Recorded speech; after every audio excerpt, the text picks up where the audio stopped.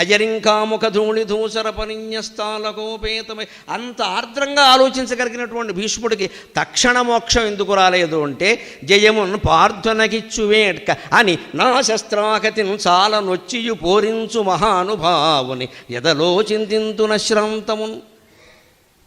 నా బాణాల వేడికి తట్టుకోలేక చాలా నొచ్చియు బాధపడి కూడా అర్జున యుద్ధం చేయి యుద్ధం చేయి, ఏమిటి ఆయన అలా బాణాలు వేస్తుంటే ఊరుకుంటున్నావు నేనే కనుక అని ఇలా మాట్లాడుతున్నాడే, అటువంటి దేవుడికి నమస్కారం అన్నాడు. అంటే ఈయనలో నేను నా బాణాలు అనే అహం ఇంకా పోలేదు. అహం పోయే వరకు అంపశయ్య తప్పదు. ఆ అహం పోవాలి, నేను కర్తనే అనే మాట పోవాలి. అందుకని అహం పోయే వరకు అంపశయ్య తప్పదు. అది కూడా నాదొక వ్యాసం ఉంది, అహం పోయే వరకు అంపశయ్య తప్పదు అని ప్రత్యేకంగా. అది వైకుంఠపల్లి వ్యాస సంపుట్లో. నేను చేస్తున్నాను ఇది నాది అనే భావన పోవాలి. తర్వాత పద్యంలో కూడా అదే ఉంది. కుప్పించి ఎగసిన కుండలంబులక అంతే గగన భాగం బెల్ల కప్పికొనగా. ఆయన ఒక్కసారి అర్జునుడి వల్ల కాకపోయేసరికి నువ్వేం చంపలేవు నేను చంపుతా అని 2 సార్లు వచ్చారండి. ఒకసారి కాదు, 3వ రోజు 9వ రోజు. 3వ రోజు 9వ రోజు 2 సార్లు కృష్ణుడు రథం మించి దూకి భీష్ముడిని చంపడానికి వచ్చాడు. 2 సార్లు అర్జునుడు వెనక్కి లాక్కెళ్ళాడు. 10వ రోజు ఆయన వెళ్ళిపోయాడు. ఇంకా 9వ రోజు ఇంకా అర్జునుడు అన్నాడు రేపు పొద్దున చంపలేకపోతే నీ ఇష్టం అన్నాడు. వేసేసాడు, అయిపోయింది. 2 సార్లు వచ్చాడు పాపం. ఎందుకంటే ఆయన విసిగిపోయాడు ఇంకా. ఎందుకంటే ఈ పెద్ద మనిషి మహాపరాక్రమవంతుడు, స్వచ్ఛంద మరణం. ఆయన పోవాలని కోరుకోవడం, యుద్ధం మానడం. మరి ఇంకెలా చేయాలి ఇలాంటి యుద్ధం? ఇది ఎన్నాళ్ళు ఇది? అందుకని మొత్తం ప్రపంచాన్ని ఆహరించే తన శక్తి అంతా ఉపయోగించినా సరే చేసేద్దాం అనుకున్నాడు. దిగాడు రథం మీదకి. ఆ దిగిన పుట్ట ఈయన కుండలంబుల కాంతి, చెవిపోగులు ఉండేవాడు పూర్వం. ఈ చెవిపోగుల కాంతులు ఇలా వ్యాపించి ఆకాశం అంతా కమ్మేశాడు. ఎందుకు వ్యాపించేయండి? శ్రీకృష్ణుడు కుండలాలు బంగారం, 2 కెంపులు ఉన్నాయి, వజ్రాలు ఉన్నాయి, అవి వ్యాపించాయి. శ్రీకృష్ణుడు అంటే శ్యామలాదేవి అని చెప్పాం కదమ్మా, లలితాదేవి అని చెప్పుకున్నాం కదా. లలితాదేవి కుండలాలు ఏమిటండి? తాటంక యుగళీభూత తపనోడుపమండల. ఒక చెవి కుండలం అమ్మవారిది సూర్యమండలం, 2వ చెవి కుండలం చంద్రమండలం. ఆకాశంలో ఉండేవాళ్ళు వీళ్ళిద్దరే కదండి, సూర్యుడు చంద్రుడు. అందుకని శ్రీకృష్ణుడు కుండలాలు ఆకాశంలో వ్యాపించాయంటే సూర్యచంద్రుడి చేత నిక్షిప్తమైన ఆకాశమే శ్రీకృష్ణుని యొక్క ముఖమండలం. ఆకాశస్వయం విష్ణు వేదం చెప్పినమాట. ఆకాశస్వయం విష్ణు, ఆకాశం అంతా విష్ణువే అయినప్పుడు సూర్యుడు చంద్రుడు కుండలాలు కారా? అందుకే వ్యాపించాడు. ఇక్కడ ఇంకా ఇందులో ఒక తేడా ఎక్కువ ఉంది, అనుమానం. సంపూర్ణ అద్వైత జ్ఞానం లేదు అనడానికి ఉదాహరణ ఏమిటంటే ఉరికిన నోర్వక ఉదరంబులోనున్న జగముల వ్రేగున జగతి కదల. ఆయన కిందికి దూకగానే ఆయన దూకినటువంటి వేగానికి బరువుకి లోపల ఉన్న లోకాల బరువుకి బయట ఉన్న లోకం కురింగిపోతుంది. లోపల ఎన్ని ఉంటాయండి లోకాలు? తర్కంలో గడదాం, అప్పుడు కానీ అర్థం కాదు. ఇది కళ కాదు, తర్కం, సైన్స్. లోపల ఎన్ని ఉంటాయి? భగవంతుడి లోపల ఎన్ని లోకాలు ఉన్నాయి? అతల వితల సుతల తలాతల మహాతల రసాతల పాతాళాది లోకాలు 7. భూలోక, భువర్లోక, సువర్లోక, మహాలోక, జనోలోక, తపోలోక, సత్యలోకంతో కలిపి 7. అంటే 14 లోకాలు ఆయన లోపల ఉన్నాయా లేదా? ఒకటి బయట ఉందంటే ఆయన అపరిపూర్ణుడు అవుతాడు కదా. భగవంతుడిలో అన్నీ ఉండాలి కదా, ఒకటి లేకపోతే అలాగా? అన్నీ ఉన్నాయి కానీ అది మినహాయించంటే ఆయన దేవుడు కాదు. మరి అన్నీ ఆయనలో ఉన్నప్పుడు లోపల లోకాల బరువుకి బయట లోకం కురిగిపోతుందనే తర్కం కుదురుతుందా? బయట ఇంకో లోకం ఉందా? ఇది పాయింట్. ఇది పట్టుకుంటే భాగవతం బాగా అర్థం. లేకపోతే ఉట్టి స్తవమే, చదువుకోవడమే. ఘంటసాల గారు బాగా పాడారా, బాలు గారు బాగా పాడారా, పాడేవాళ్ళు పాడతారు, మనకు తెలియాలి కదా. లోపల లోకాల బరువుకి బయట లోకం కురింగిపోయింది అంటే లోపలివి కాకుండా బయట ఇంకో లోకం ఉందంటే 14+1 గ్రౌండ్ ఫ్లోర్ +2 అని ఇస్తూ ఉంటారు పర్మిషన్. G+4 అంటారు. అంటే గ్రౌండ్ ఫ్లోర్ కాకుండా 4 అంతస్తులు కట్టుకోమనే కదా స్పష్టంగా ఇస్తారు. మొత్తం 5 అంతస్తులు అన్నప్పుడు ఏం చేస్తాడు? గ్రౌండ్ కాకుండానే 5 కట్టేస్తాడు. అందుకని పాపం పర్మిషన్ ఇచ్చినప్పుడు ఏం చేస్తారు? G+4 అంటారు. అంటే గ్రౌండ్ నాకు తెలిసిన నువ్వు అండర్ గ్రౌండ్ కూడా తవ్వేస్తావు, అందుకని గ్రౌండ్తో కలిపే 5 అంటారు. అంతే కదా. మరి లోపల దాంతో బయట దాంతో కలిపి 14గా, బయటది కాకుండా 14గా. బయట దాంతో కలిపి 14 అంటే బయట ఇంకో లోకం ఉండడానికి వీల్లేదు. లేదు, లోపల 14 ఉన్నాయి, బయట 15 ఉన్నాయంటే పురాణాలు ఒప్పుకో, ఉన్నవి 14. అంచేత ఖచ్చితంగా శంకరాచార్య చెప్పినట్టుగా బయట మనం ఉంది అనుకుంటున్న లోకం భ్రమ, ఇది కళ, ఇది మిథ్య. బయట లోకం లేదు. ఇప్పుడు కూడా మనం భగవంతుడి గర్భంలోనే ఉన్నాం. ఈ లోకంతో సహా అన్నీ ఆయన గర్భంలోనే ఉన్నాయి. ఈ అద్వైత స్థితికి మనిషి చేరే వరకు మోక్షం రాదు. అందుకే తీసిన చక్రాన్ని వెనక్కి పట్టుకెళ్ళిపోయాడు. ఈయనకి వస్తే మోక్షం రావాలి భీష్ముడికి, మళ్ళీ జన్మతితే నేనెందుకు ఇక్కడ? ఎందుకంటే శిశుపాలుడికి వచ్చినటువంటి మోక్షం, దంతభక్తుడికి వచ్చినటువంటి మోక్షం, రావణ హిరణ్యకర కసిపాదులకు వచ్చినటువంటి మోక్షం భీష్మ పితామహులకు రాకపోతే ఎలాగండి? అది ఇవ్వాలి అంటే సంపూర్ణ జ్ఞానం ఉండాలి. ఆ సంపూర్ణ జ్ఞానానికి చిన్న మినహాయింపు ఏమిటంటే ఇది అంతా ఒక్కటే అనేటువంటి భావనలో లేడా మహానుభావుడు. ఇంకా బయట వేరు లోపల వేరు అనుకుంటున్నాడు. అందుకే ఈ పద్యంలో చివరి కూడా ఏమన్నాడు? అర్జునుడు నాకుదే వెనక్కి వచ్చి కూడా, నేడు భీష్ముని జంపుదు నిన్నుగాతు విడువు అర్జున అనుచు మద్విశిఖ వృష్టి తెరలి చనుదెంచు దేవుండు దిక్కు నాకు, నా బాణాల దెబ్బలకి తట్టుకోలేక నా మీదకి చక్రమెత్తిన కుష్ఠుడే నాకు దిక్కు. ఇది పొగడతా తెగడతా. వ్యక్తిలో కనిపించని అహంకారం అనేది ఇలా ఉంటుందండి, మన అందరిలో ఉంటుందండి. పెద్ద కార్యక్రమం చేయిస్తాం, పెద్ద దేవాలయం కట్టిస్తాం, ఏదో అంతా దేవుడి వల్ల జరిగిందండి అంట. లోపల మాత్రం ఏంటంటే నేను చేయకపోతే అవుతుంది ఏంటి, మనం అనుకోబట్టే అయింది. మళ్ళీ పైకి మాత్రం అంతా దేవుడిదేనండి, నేనేమీ చేయలేదండి. అప్పులు ఎవరు చేశారు నాయన నువ్వు కాకపోతే? ఇప్పుడు అప్పు ఇచ్చిన వాడి దగ్గరికి వెళ్ళి అంతా దేవుడే అంటే గోమె కొట్టేస్తాడు వాడు. అడిగింది నువ్వు, దేవుడు అంటే వీటిక్కడ. ఇదేనండి కనిపించిన అహం. అప్పు మనం చేసామా లేదా? చేసామని చెబుతున్నామా లేదా? ఎవరన్నా బాగా చేశారంటే చేసామని చెబుతూ ఒప్పుకుంటున్నామా లేదా? లేదు బాగోలేదంటే ఎటో అందరూ సహకరించారండి ఈ ఊళ్ళో అంటున్నావా లేదా? ఇదంతా అహమేనండి. మళ్ళీ మామూలు దేవుడు దయ అంటే దేవుడు ఎక్కడ దేవుడు దయ? ఆ లోపల నుంచి వస్తుంది, ఆ నాభిలోంచి రావాలా దేవుడు దయ అని. దేవుడు దయ అంటే కొంచెం మాట్లాడక నడుస్తుంది, ఏమొస్తే అదే నడుస్తుంది. కానీ ఇంత రావాలని, ఇలా జరగాలని ఈ పట్టుదలతో ఉన్నామంటే అహమే. అందుకని నా బాణాల దెబ్బలకి తట్టుకోలేక అనేసరి కృష్ణుడు ఒక్క నవ్వు నవ్వి, ఇంకా నువ్వు వ్యక్తివని, నువ్వు నేను ఒకటి కాదని, జీవుడు దేవుడు వేరని, నువ్వేదో పరాక్రమవంతుడు అని, నువ్వేదో బాణాలు వేసేవని, నీ బాణాలకి నేను తట్టుకోలేక చక్రం పట్టుకున్నానని అనుకుంటున్నావా పితామహ? కానీ కొంతసేపు ఉండాలాగా, నీకు అప్పుడే రాదు. అంటే ఆ పూర్తి జ్ఞానం కలగాలి. ఎక్కడొచ్చింది? తర్వాత ప్రార్థనలో వచ్చింది. ఒక సూర్యుండు సమస్త జీవులకు తానొక్కొక్కడై తోచుపోలిక, ఏ దేవుడు సర్వకాలము మకాలీలన్ నిజోత్పన్న జన్య కదంబంబుల హృత్సరోరుహములన్ నానావిధానూన రూపకుడై యొప్పుచునుండు అట్టి హరినే ప్రార్థింతు శుద్ధుండనై. అక్కడొచ్చింది. అందుకే ఆ ప్రార్థన పూర్తయి తర్వాత విష్ణు సహస్రం చెప్పే వరకు మోక్షం రాల. అలా చెప్పుకుండా అంటే ఏం చేయాలి? మనం కూడా అజ్ఞానంలో ఉన్నాం, అహంలో ఉన్నాం అనుకోద్దు, ఉండనియండి. మనసులో ఉండే మాలిన్యాలు ఉంటాయి, ఉండనియండి, ఏం పర్వాలేదు. అయ్యో నా మనసు ఇలా ఆలోచించేస్తుంది, నేను అసలు దేవుడి పూజకు పనికిరానమ్మా, ఇలా అనుకోకూడదమ్మా, పనికొస్తాం. క్రమంగా తొలగిపోతాయి. ఓపిక పట్టాలి, ఓపిక పట్టాలి, ఓపిక పట్టాలి. చెడు ఆలోచనలు వస్తున్నాయి కదా, ఏవో కొన్ని పొరపాటు పనులు చేశాం కదా అని భగవత్ పూజను బహిష్కరించుకోవాల్సిన అవసరం లేదు. కంటిన్యూ, దాన్ని కొనసాగించవు, పోతాయి, క్రమంగా పోతాయి, క్రమంగా పోతాయి. నడుస్తూ ఉంటే పోతాయి. లారీలు వెళ్ళినప్పుడు మీరు గమనించండి, నేషనల్ హైవే మీద లారీలు పెడతాయి కదా, లారీ పెద్ద టైర్లు ఉంటాయి కదండి, ఆ టైర్లు వెనకాల ఇలా తోళ్ళు కత్తిరించినట్టుగా వేలాడదీస్తారండి, తోలు కత్తిరించి ఇలా ఇలా ఇలా. వాటిని చూస్తే విచిత్రంగా ఉంటుందండి. అవి ఎందుకు పెట్టారు అక్కడ? అంత వేగంతో వెడుతున్న కొద్దీ దుమ్ము పోతుందండి అక్కడి నుంచి. అవి లేకపోతే దుమ్ము పోదు. అట్టల కింద దుమ్ము ఉండిపోతుంది. కడగడం ఎవడి వల్ల కాదు. సైకిల్ టైర్ కడుక్కుంటాం, లారీ టైర్ వాడు కడుగుతాడు. కానీ దానికి సహజంగా వాళ్ళు కనిపెట్టిన ఉపాయం ఏమిటంటే ఈ వెనకాల ఈ మన కాలు పీచులు డోర్ మ్యాట్స్ లాగా పెట్టేస్తారు, అలాగే రబ్బర్వి. అవి అలాగ చీలికల్లా ఉంటాయండి. అవి గాలికి టప టప టప టప కొట్టుకుంటూ ఉంటే ఆ వేగానికి దుమ్ము అంటుకుంటూ ఉంటుంది, పోతూ ఉంటుంది, అంటుకుంటూ ఉంటుంది, పోతూ ఉంటుంది. చివరికి వాడు గమ్యం చేరేసరికి మాత్రం ఆ టైరు నల్లగా మెరిసిపోతూ ఉంటుంది, దుమ్ము రేణు కూడా ఉండదు. లారీ వాడుకున్న తెలివి మనకి లేకపోతే ఎలాగా? ఈ మధ్య నేను ఎక్కడో ఒక నెల క్రితం అనుకుంటాను, కాకినాడ వైపు పెడుతూ ఉంటే లారీని చూసి బాబు ఇందులో ఈ పాయింట్ ఉందని అనుకున్నాను. ఇదే సూక్ష్మగ్రహణం. అది ఇక్కడ చెప్పేసాను, ఓ పని అయిపోయింది. నాకు అర్థం కాలేదు, ఆ వెనకాల అది అలా ఉండి నాకు అర్థం కాలేదు. నిజంగా మొహమాటం లేకుండా అడిగేసాను మా డ్రైవర్ని, ఇదేమిటన్నా దీని విషయం ఇదా? అయ్యి బాబు ఇది భాగవతానికి ముడిపెట్టే వ్యవహారం రా.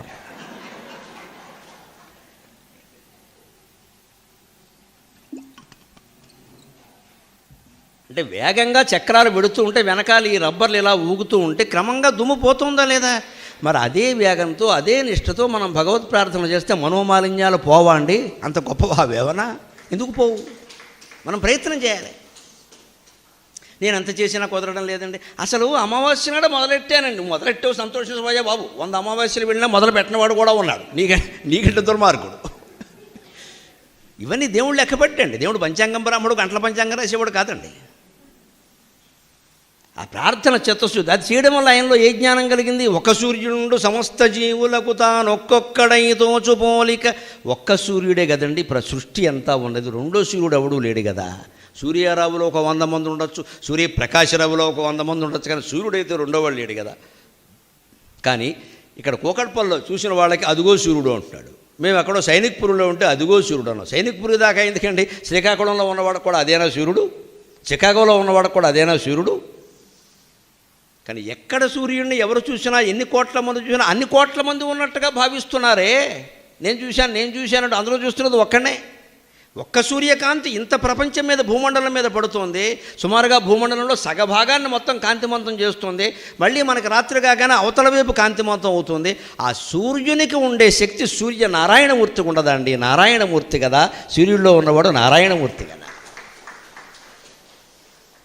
జయస్సదా సవితృమండల మధ్యవర్తి నారాయణ సరసిజాసన సన్నివిష్టక.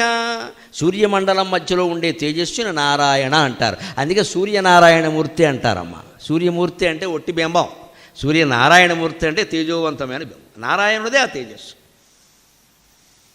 అందుకే ఈ సూర్యుడికి ఉండే కాంతి ఆయనకు ఉండదా? అది గ్రహించాడే. అయ్యో బాబు, ఒక సూర్యుడు ఇన్ని వేల మందికి ఇన్ని రకాలుగా తోస్తున్నట్టే ఏ దేవుడు సర్వకాలము మహాలీలన్ నిజోత్పన్న జన్య కదంబంబుల హృత్సరోరుహములన్ తన నుంచి పుట్టినటువంటి రకరకాల జీవరాశుల హృదయాలలో నానావిధ అనూన రూపకుడై అనేక రకాలుగా రూపాలు ధరించి ప్రకాశిస్తూ ఉన్నాడు. ఆ దేవుడికి నమస్కారం, ఆయన్ని ప్రార్థిస్తున్నాను అన్నాడు. చివర పోతన గారు వాడిన మాట, ప్రతి మాట ఆణిముత్యం అండి. శుద్ధుండనై అన్నాడు. అదిదో గణం పూర్తి చేయడానికి వాడింది కాదు. శుద్ధుండనై భగవత్ ప్రార్థన చేసేటప్పుడు చిత్తశుద్ధి ఉండాలి. చిత్తశుద్ధి అంటే మనసులో మంచి ఆలోచనలు కాదండి, పొరపాటు మాట. మంచి లేదు చెడ్డ లేదు, మొత్తం ఆలోచనలు పోవాలి. ఖాళీ మనస్సు మొత్తం ఖాళీ అయితే కానీ భగవద్ దర్శనం కలగదు. మన మనసులో మంచి ఆలోచనలు ఉన్నప్పుడు కలిగేటువంటి భగవద్ దర్శనం ఉందే, ఏదో ఒక రూపం కనపడుతుందండి. మనం సాధారణంగా మనం ఇష్టపడే రూపమే కనపడుతుంది. అది కూడా ఒక భ్రమే నిజం చెప్పాలంటే. ఆ భ్రమ కూడా పోవాలి అంటే అసలు ఆలోచనే ఉండద్దు.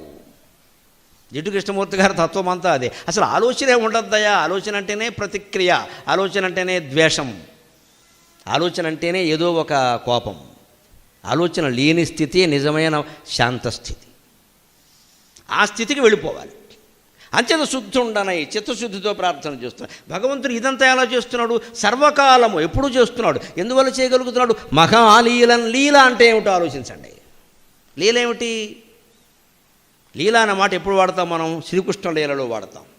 శ్రీరామలీలలో ఉండవండి, ఆంజనేయ స్వామి లీలలో ఉండవమ్మా.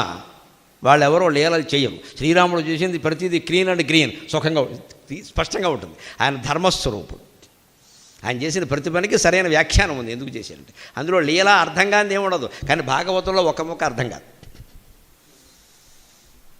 అన్ని లీలలు. ఇక్కడ లీల అంటే అర్థం ఏమిటి? కర్మకి లీలకి తేడా. మనం చేసేది కర్మ, భగవంతుడు చేసేది లీల. మనం సుఖం ఆనందం కోసం చేస్తాం, అది కర్మ. ఆయన ఆనందంగా ఉండి చేస్తాడు, అది లీల. నువ్వు ఆనందంగా ఉండి చెయ్యాలి, ఆనందం కోసం చేయడం కాదు. ఈ వ్రతం ఎందుకు చేసావంటే సుఖం కోసం కాదు. సుఖంగా ఉండి వ్రతం చేయి, ఏం కోరక, సుఖంగా ఉండి వ్రతం చేయి. ఏదో కోరిక పెట్టుకున్నావు అంటే అది భగవద్ దర్శనం అనే కోరికైనా ఇబ్బంది, కానీ ఉన్న కోరికల్లో అది గొప్పది. అంతే, ఉన్న కోరికల్లో అది గొప్పది, కానీ అది కూడా ఇబ్బంది. ఆ పిచ్చి పట్టేసుకుంటుంది ఇంకా. అందుకని అన్ని జీవుల హృదయ సరోరుహాల్లో ఉండి మహాలీలతో ఈ సృష్టిని నడిపిస్తున్నాడు. ఆయన్ని నేను ప్రార్థిస్తున్నాను అన్నాక మోక్షం వచ్చింది. ఆ ఒక్క మాట చెప్పుకుని మనం సెలవు తీసుకుందాం. ఆయన మోక్షం వచ్చినప్పుడండి ఆ లోకం, ఆ వాతావరణం ఎలా ఉందో వ్యాస భగవానుడు చెబుతాడు ఆశ్చర్యకరంగా. సంపద్యమానమాజ్ఞాయ భీష్మే బ్రహ్మణి నిష్కళే, సంపద్యమానమాజ్ఞాయ భీష్మే బ్రహ్మణి నిష్కళే, సర్వే బభూవుస్తాతే తూష్ణీం, సర్వే బభూవుస్తే తూష్ణీం వయాంశీవ దినాచ్చయే అంటాడు వ్యాస భగవానుడు మూలంలో. అప్పుడప్పుడు మూలంలో చెప్పుకోకపోతే మంచి అసలైన విషయాలు కొన్ని తెలియవు. ఎందుకంటే పోతన గారిది భక్తి మార్గం, మహానుభావుడు భక్తితో చిడతలు పట్టుకున్నాడంటే ఒళ్ళు తెలియదు ఆయనకి. ఆ భక్తి ప్రవాహంలో ఆయన పద్యాలు రాసేస్తాడు. అందుకని వ్యాస భాగవతం కూడా దగ్గర పెట్టుకుని చదివితే తప్ప భాగవత రహస్యం తెలియదమ్మా నన్ను మన్నించండి. వ్యాస భాగవతం చదవాల్సింది. రామకృష్ణ మఠం వారు వేశారు వ్యాస భాగవతం, అది చదవండి. రోజుకి 4 పేజీలు నీవు 1 గంట సమయం పెట్టుకోండి, అవుతుంది. అది చదవబట్టే ఈ విషయం తెలిసింది. మోక్షం పొందినప్పుడు వాతావరణం ఎలా ఉంటుందో తెలుసా? సంపద్యమానమాజ్ఞాయ భీష్మే బ్రహ్మణి నిష్కళే. భీష్ముడు బ్రహ్మణి పరబ్రహ్మ పదార్థంలో నిష్కళే, ఎటువంటి కళలు, ఎటువంటి నిష్కళంక నిరుపాధిర్ నిరీశ్వర. లలితా సహస్రంలో ఉంటుంది నిష్కళంక నిరుపాధిర్ నిరీశ్వర. ఎటువంటి కళలు కళంకములు లేని చోటు. అందుకే కళలు ఉన్న చోట కళంకం కూడా ఉంటుంది. కళలు బాగా ఉన్నవాడు ఎవరండి? చంద్రుడు, ఆయన కళంకం కూడా ఉంది. కళ ఉంటే కళంకం కూడా ఉంటుంది. కళంకం కాకుండా ఉండాలంటే ఆ కళలు భగవంతుడికి సమర్పణ చేయాలి. మనం సమర్పణ భావం ఉంటేనే కళాకారులుగా మనం ఉంటాం, లేదా కళంకం అయిపోతుంది. చంద్రుడికి కళలు ఉన్నాయి కానీ కళంకం కూడా ఉంది. నిష్కళే నిరుపాధి నిరీశ్వర, నిష్కళంక అని అమ్మవారిని ఎందుకంటారు, ఇక్కడ కృష్ణుడిని ఎందుకు అన్నారు అంటే ఆ నిష్కళమైన ఎటువంటి కళలు లేదు, వృద్ధి క్షీణతలు అనమాట. వృద్ధి క్షీణత, కళ ఉంటే వృద్ధి ఉంటుంది, క్షీణత కూడా ఉంటుంది, అంతే కదా. అందుకని ఆ వృద్ధి క్షీణతలో లేని నిష్కళంక పరబ్రహ్మలో లీనమయ్యట. ఆ లీనమైనప్పుడు ఎలా ఉంటుందో తెలుసునా అండి, అది చెబుతున్నాడు ఇక్కడ. సర్వే బభూవుస్తే తూష్ణీం. పాండవులు అక్కడే ఉన్నారు, ధర్మరాజు సహా, ధర్మజ భీమార్జున నకుల సహదేవులు అందరూ అక్కడే ఉన్నారు. భీష్ముడు మోక్షం పొందిన సమయంలో మోక్షం అంటే ఏమిటో చూశారు. ముఖ్యంగా అర్జునుడు లాంటి వాళ్ళు భగవద్గీత విన్నాం కానీ మోక్షం అంటే ఏమిటో అర్థం కాల. ఇదా ఎందుకంటే అర్జునుడు సహా అక్కడ సమస్త చరాచర జీవరాశుల మనస్సులు ఒక ప్రశాంత స్థితిలో ఉన్నాయి. ఆలోచన అల అనే తరంగం ఒక్కటి కూడా లేని సముద్రం ఎలా ఉంటుందో అందరి మనస్సులు అలా ఉన్నాయి. అది మనం రోజు చూడాలి అంటే ఎప్పుడు చూడాలి తెలుసా? వయాంశీవ దినాచయే. సాయంత్రం వేళ పక్షులన్నీ చెట్టు మీద చేరిన తర్వాత ఎలా ఉంటాయో గమనించమన్నాడు వ్యాసుడు. ఆయన మహాకవి. అప్పుడప్పుడు కాస్త దంపతులు బయట కుర్చీ వేసుకుని తెల్లారకట్ట సాయంత్రం బోడి కబుర్లన్నీ చెప్పుకోవడం మానేసి చెట్లకేసి పెట్టలకేసి చూడాలండి. జీవితం బాగుంటుంది. నీ మొహం బాగుంది, నీ మొహం బాగుంది కాదు ఇక్కడ. అవి చూస్తే మన మొహాలు కూడా బాగుంటాయి. 2 పెట్టలు ఎదురుగా ఓ చెట్టు మీద చేరి అలా ఏదో ఒకదాని నోటి ఇలా ముక్కుతో ఇలా గీక్కుంటూ ఉంటే చూస్తే ఎంత బాగుంటుందండి అది. మనం గీక్కోవడం అంటే కొట్టుకోవడమే కదా. ఏం చేయమండి, అలాగ 2 పావురాలను చూడండి మీరు. మా ఇంటి ముందు చూస్తూ ఉంటాను నేను. చెట్టు కొట్టేశారు, కరెంటు వాళ్ళు వచ్చి. మనమే కొట్టేమన్నాం, ఏం చేస్తాం మరి, కరెంటు తీగలమే పడింది. కానీ ఆ కొట్టేసిన మొద్దండి 1 నెల కూడా కాలేదు, దానిళ్ళు బంగారంగాను. దానికెంత పౌరుషం, పట్టుదల, చిగురించేసింది అప్పుడే ఆ మొద్దు నుంచి, పక్క నుంచి. నెలాళ్ళ క్రితం చూసినప్పుడు మొద్దు. నేనే అనుకున్నా పాపం ఏదో కరెంటు తీగలకి అడ్డం వస్తుందని కొట్టేశారు, మళ్ళీ ఇది చిగురిస్తుందా అనుకున్నా. అబ్బాయి నీకెందుకు రా అబ్బాయి అని చిగురించింది. అది ముద్దు కొట్టేశారండి. కొట్టేసిన దాన్ని పక్క నుంచి వచ్చేస్తున్నాయి. పైగా నేను పొద్దున్న సూర్యనారాయణమూర్తికి దండం పెట్టుకుంటూ 5:40 ప్రాంతంలో 6:40 ప్రాంతంలో అక్కడ చూసేసరికి 2 పావురాలు ఖచ్చితంగా ఉంటాయి, నా కోసం వచ్చేస్తాయి. ఆ 2 పావురాలు ఒక్కొక్కరు ఆడిపోతూ ఇలాగా ఒకదాన్ని ఒకటి మొక్కెట్టి లోపలికి ఇలా ఒక్కట్టు ఎంత అన్యోన్యంగా ఉంటాయో ఒకసారి. ఇంకో ప్రపంచం తెలియదు వాటికి. ప్రశాంతంగా ఉంటాయి. నేను ఇంకా ఒక్కోసారి అనుకుంటాను, ఆ సూర్యనారాయణమూర్తి పాట పాడతారు అక్కడ. పొద్దున్న సూర్యుడు పొన్న పువ్వు ఛాయ, పొన్న పువ్వు మీద పగడంపు పొడి ఛాయ, శ్రీ సూర్యనారాయణ మేలుకో హరి సూర్యనారాయణ. ప్రతిరోజు ఈ పాట నేను 6:40కి పాడతాను ఖచ్చితంగా. టైం పట్టుకుని వచ్చేస్తే కనపడతాను అక్కడ. ఆ పాడినప్పుడు ఒకసారి నేను మొన్న ఏం చేశానంటే లోపల పాడుకున్నాను. ఎందుకంటే ఆ పావురాలు విని పారిపోతున్నాయి. మన పాట అంత బాగుందని పాట అనుకున్నాను నేను. వాటికి ఇబ్బంది, అది వీటికి ఇబ్బంది కలిగిస్తున్నానని నేను గట్టిగా పాడకూడదు. అవి అలాగే ఉన్నాయి. బాగుంది. ఆ పక్షులను చూస్తే కానీ ఈ భావన అర్థం కాదండి. పొద్దున్నే అలా ఉన్నాయి, దినాత్యయం. సాయంత్రం కూడా మీరు చూడండి, గూటికి పక్షులు చెట్ల మీదకి వస్తాయి కదా, వచ్చాక గొడవ చేయమండి. ఇంకా కొద్దిసేపు చేస్తాయండి, అన్నీ చేరినప్పుడు చేస్తాయి. ఎందుకో తెలుసా? పేరంటానికి మొత్తం ఎదుగుని పిలవడం, అది రెండు అని పిలవడం. అన్ని పక్షులు వస్తాయి, వచ్చేసి కామ్ అయిపోతాయి. ఎందుకని? అప్పుడు గొడవ చేస్తే కింద నుంచి పాము వస్తుంది. లేదు వాటిని తినే వాళ్ళు వస్తారు. లేదా వేటగాళ్ళు ఇంకా పక్షులు ఇక్కడ ఉన్నాయని మొత్తం చెట్టు మీద చేరే పక్షులన్నీ 4 బాణాలు వేస్తాడు. 4 బాణాలకు ఒక పక్షి అనేది వస్తుంది. అందుకని చెట్టు మీద చేరిన తర్వాత పక్షి ఇంకా కోవ మనదు, హాయిగా కూర్చుంటుంది. చెట్టు మీద చేరిన పక్షులన్నీ ఎంత నిశ్శబ్దంగా ఉంటాయో, భీష్ముడు మోక్షం పొందిన స్థితిలో పాండవులందరూ అంత నిశ్శబ్దంగా ఉన్నారు అన్నాడండి వ్యాస భగవానుడు. అది మహాకవిత్వం అంటే. ఆ నిశ్శబ్ద స్థితే మోక్షం. దానికి ముందు ప్రారంభం నేను మొదట్లోకి వెళ్ళి మళ్ళీ చెబుతున్నా. మనం మాట్లాడే శబ్దాలు తగ్గితే నిశ్శబ్దం కూడా అలవాటు అవుతుంది.